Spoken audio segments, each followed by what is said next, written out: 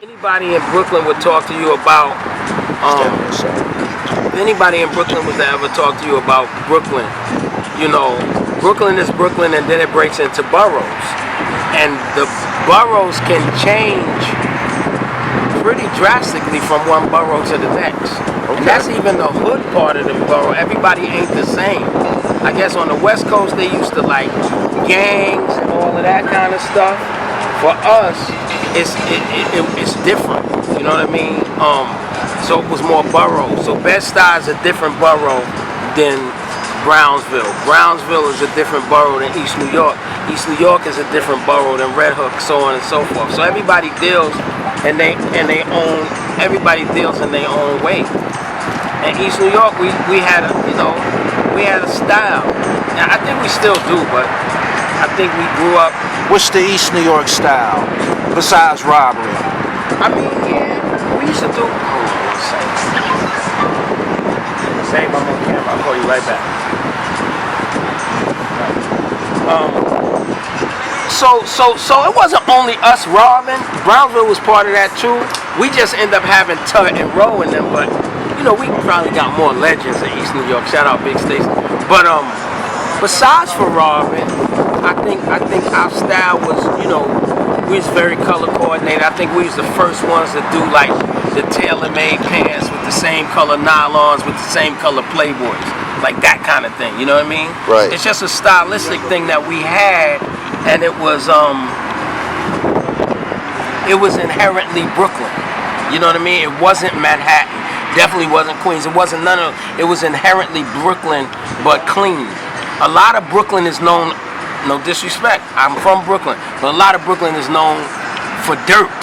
Niggas is dirty, and you know what I mean?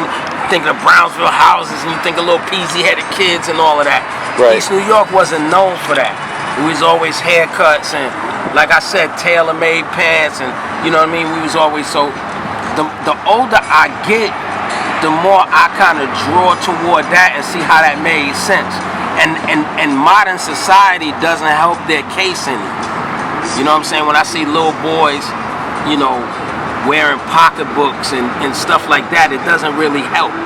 You know what I'm saying? It really don't help their case. Because I'm not looking for nasty dreads. I'm looking for nice haircuts. I think nasty dreads are nasty. And I just think it's stupid. Right. I'm saying shout out to Plies for keeping a haircut.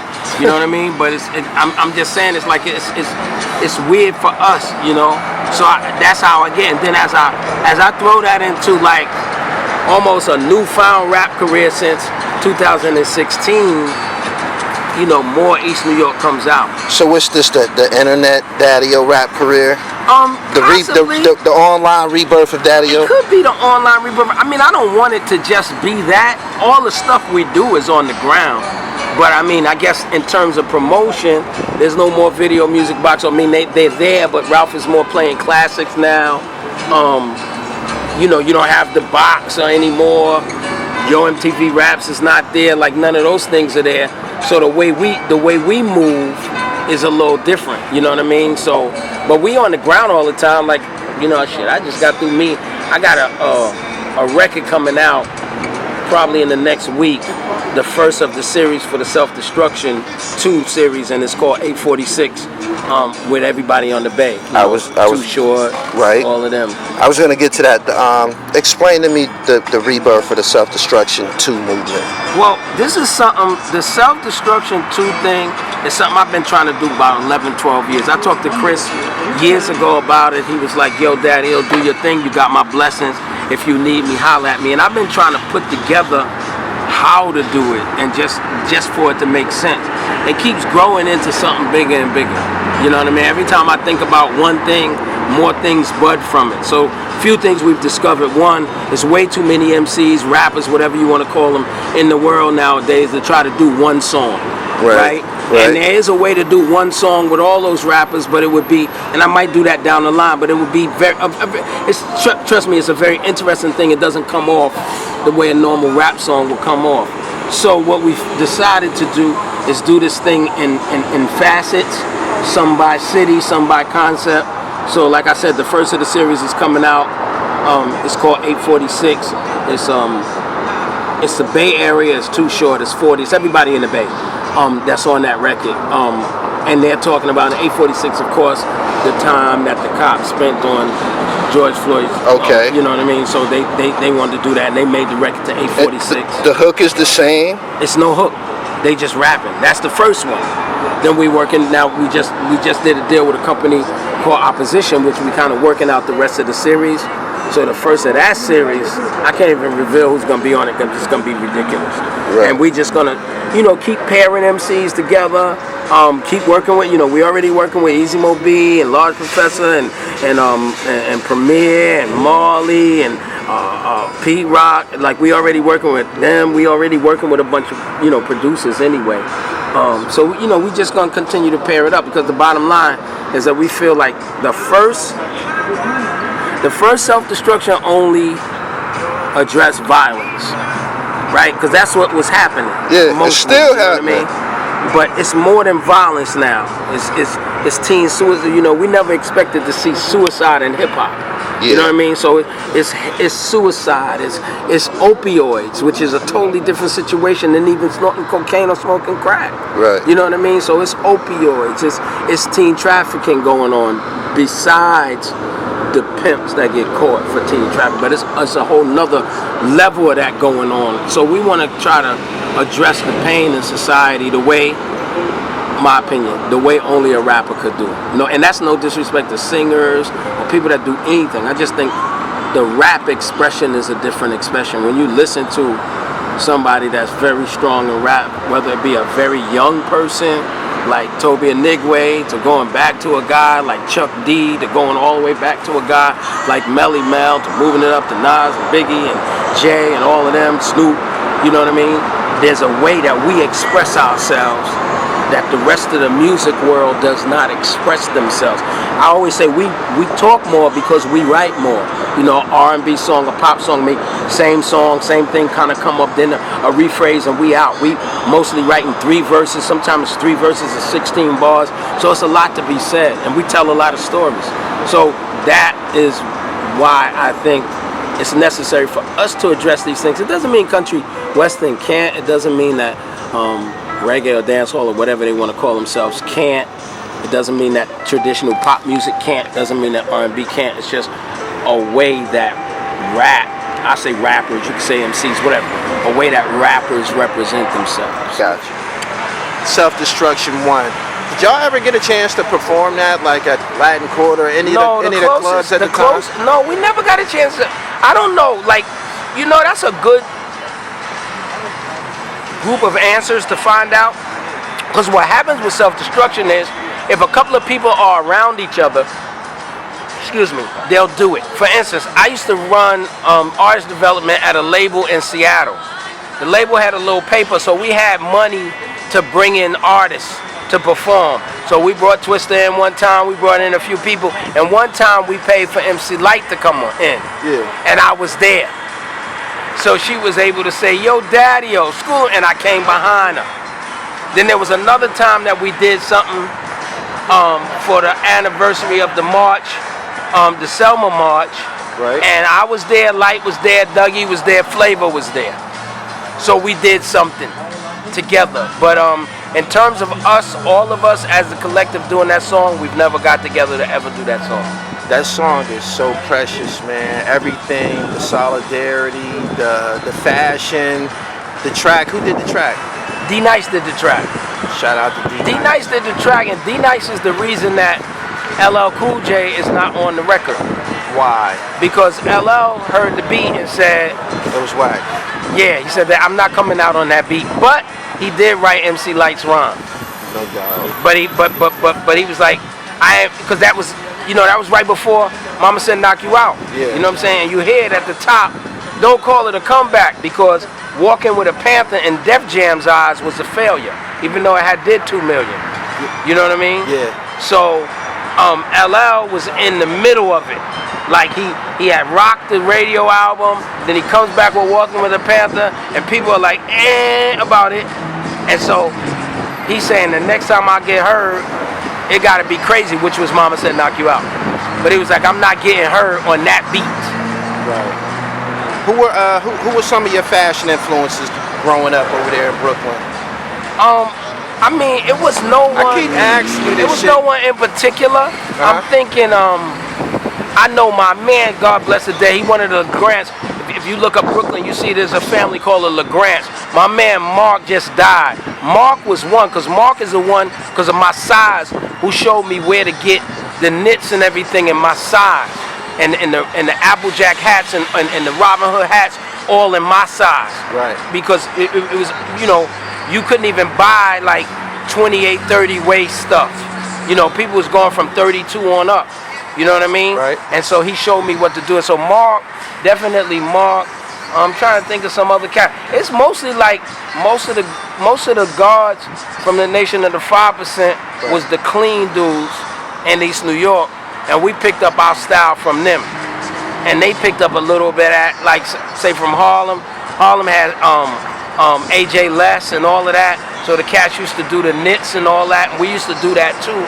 We just, in Brooklyn, we was just a little different with the colors. Like, we would rock the color. Like, we would rock. I remember having a pair of purple tailor-made pants, a pair of purple Converses, and purple nylons.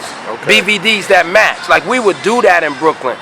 A lot of cats wouldn't do the colors. We wasn't afraid to. No doubt. No pink, but we used to do color. Who created the hook for self-destruction? It must have been Chris and D Nice, because when I got there, it was there. When I got there, the hook for self-destruction was there. Was it more members from Stetsasonic and self-destruction? We own more real estate on that song than anybody. I thought so. Yeah, I had to the look lights at the top, then me and Wise in the middle, and then Fuquan after Heavy D. Right. Second in real estate is BDP with Chris. Melody. But we own more real estate on self-destruction than anybody else. Incredible time. Where did y'all shoot the video at? We shot it at Mount Morris Park in Harlem, and then I forget the prison place. But whatever that prison place is famous because we shot is it Night of the Living Bassheads?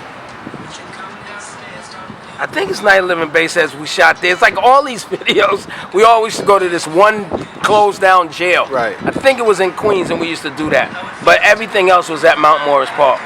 You know what I pick up on from just talking to you the last few years? Chuck is your man. Yeah, we close. Chuck your man, huh? Yeah, we close. We spent a lot of time together in the music business, and he's probably the only, Chuck D's probably the only kindred spirit that I have in music. I always use Scotty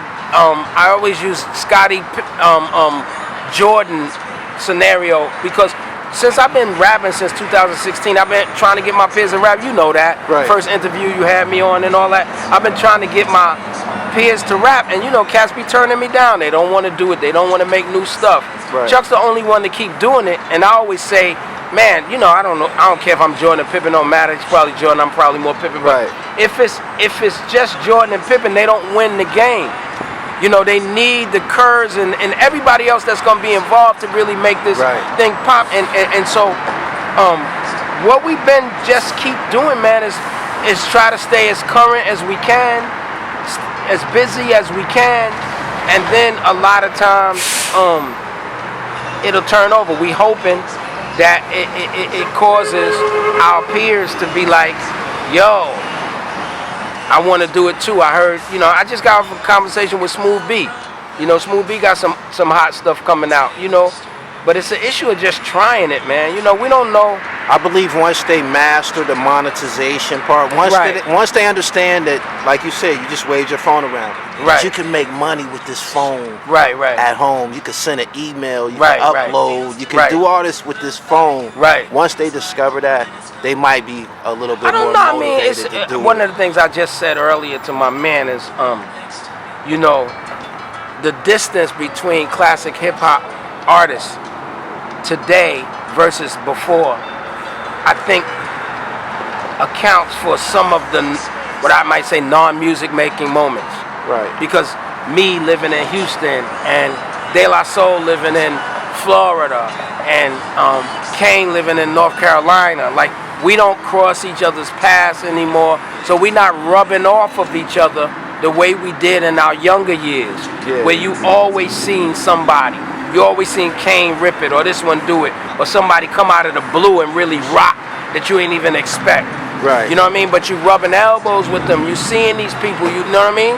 You're not seeing these people. I want this platform to be where y'all see each other at. It'll be dope. I mean, You know because what I'm I think more of that. I think more of that would. Do I want to say force? Maybe I don't want to say force, but more of influence that would good. Thanks, Gully.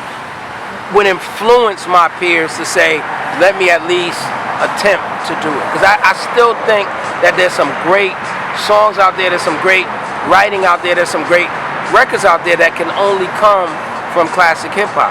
And that's no disrespect to the guys in the middle, like the 90s, Method Man, Ludacris, Jadakiss type of guys, you know what I mean? Right. But my era made some great songs in terms of writing, and I don't think that, just from looking at myself, I know that that time is not over. But they've kind of, some kind of way got to be convinced that it's worth their time. I think that's the difference. It's like, is it worth your time? You know what I mean? Because, you know, we've settled into parental and grandparental roles and all of these particular things. So is it worth your time? For me, it's totally worth my time to rap regardless to what I'm doing.